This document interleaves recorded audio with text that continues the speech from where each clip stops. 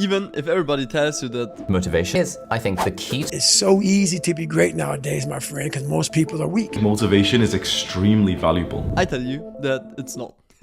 No, seriously, everyone knows the moment when you woke up as a child on Christmas Day. It didn't matter if you have only slept for 4 hours or if you went to a kindergarten house party. Generations getting more and more degenerate.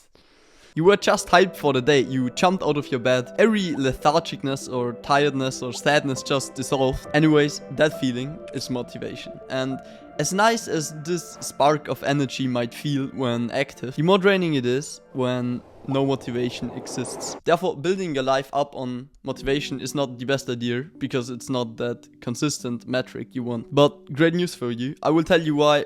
First of all, why motivation can be good and how you can make the best out of it when being motivated. And secondly, why you do not need it at all, basically. I will come to that later. However, before, we need to understand why motivation actually feels that good.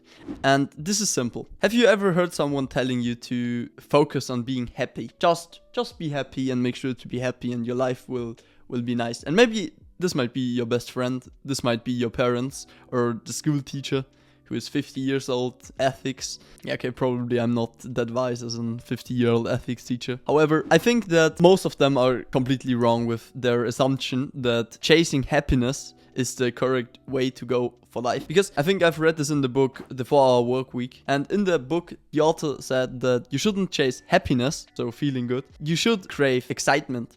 And that's actually interesting, because I think this is such a better attempt to feel good in life. There's basically nothing better than feeling excited for something. Whether it is a test coming up, like you still feel excited. You do not feel lethargic and kind of dead, like most people do nowadays, where they doop-de-doo, I'm going to my job, and then they go home watching some Netflix. They're just dead. They have no energy to play with the children or do something productive. They're just dead. And they are living this dead lifestyle for 30 years and then they die.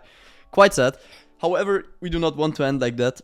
So I would suggest to crave excitement instead, because if you're excited to do something, there is so much more power behind it. For example, if you're excited to work on something, to work on a project, you might be way more productive and it will make you happy and fulfilled, because that's the thing you want to work on if you're excited doing it. And this excitement is known as motivation. So do not crave happiness, crave excitement, but do not base your life on excitement/motivation. You can think about this on your own as well. Think about the times you were happy and where this feeling of happiness came from, and then think about when you felt excited. And most of the times, feeling excited comes from something external, like maybe your parents buying you a new pair of shoes, or you writing a good grade in school, or the girl in your class hugging you. And those things make you happy, but they do not make you excited. And even if being happy is nice, it is better to be excited because it comes from an internal rather than an external source. So you have a bit more responsibility for it, and that's good. We want responsibility for our lives. Now I want to talk about motivation chains, because I recognized this basically last week.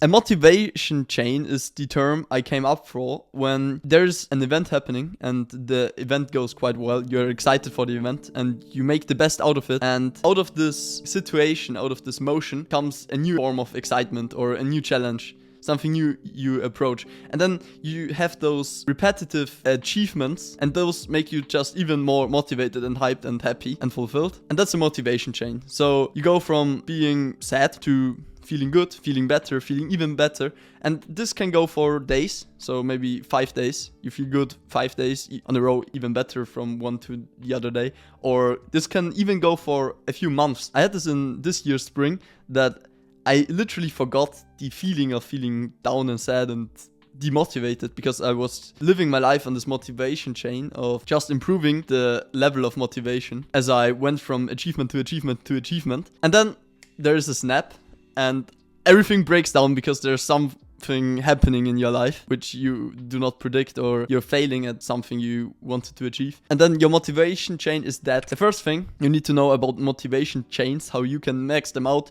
is to not scuff it by your monkey brain. Because probably you have also had this moment and this momentum. It's probably a momentum of feeling better and better. And you had this, but then you also had this maybe some 5 minutes of feeling the urge to jerk off or something. And then you jerk off. And afterwards you feel so shit that all this built up momentum and motivation just breaks down. And then you're again on level 0. So you do not want to scuff your motivation chain yourself. Let it at least be scuffed by someone else or something unpredictable, and your happiness will 10x. The second thing I want to show you is a success journal. And in a success journal, you basically write down stories or moments in which you felt really good. For example, after you're getting back a test from school, you write down this moment of getting an A in a test or something. Or when you're going out with some friends and you're just having a great night, you're writing down the exact emotions you have or the exact feeling you have in that situation. And then like 2 weeks later, you read through them when you feel depressed. And as you read through them, you kind of re-feel and relive this feeling, and you will feel better in the situation. Even if you felt sad, you will remember how you can possibly feel, and you're just not stuck in your rut and it's getting even worse and worse.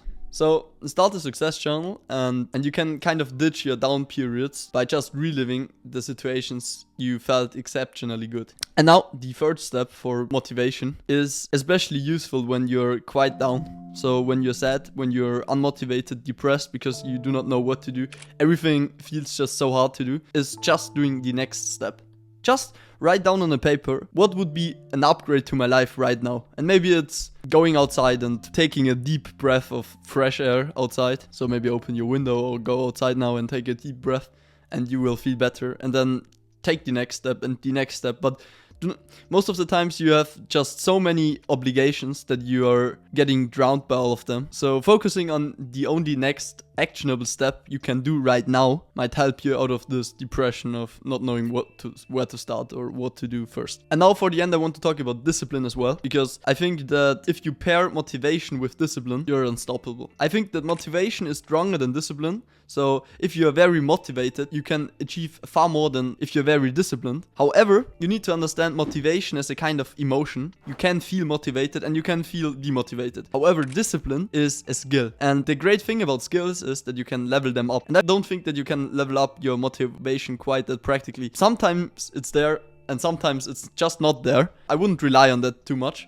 However, discipline you can level up. Right now your discipline is pretty ass, so you should start at level 1 again. The great thing is that once you have leveled up your discipline enough, you can drop down this framework of basing everything on your motivation, because even if you do not feel motivated, you will be disciplined and do the thing anyways. And if you're interested in how to build more discipline and how discipline works at all, then make sure to check out this video in which I will explain everything you need to know about this topic. Today I said enough. Hope you learned something. Enjoy your day if you're a pussy. Peace out, bro. And now I'm going to sleep.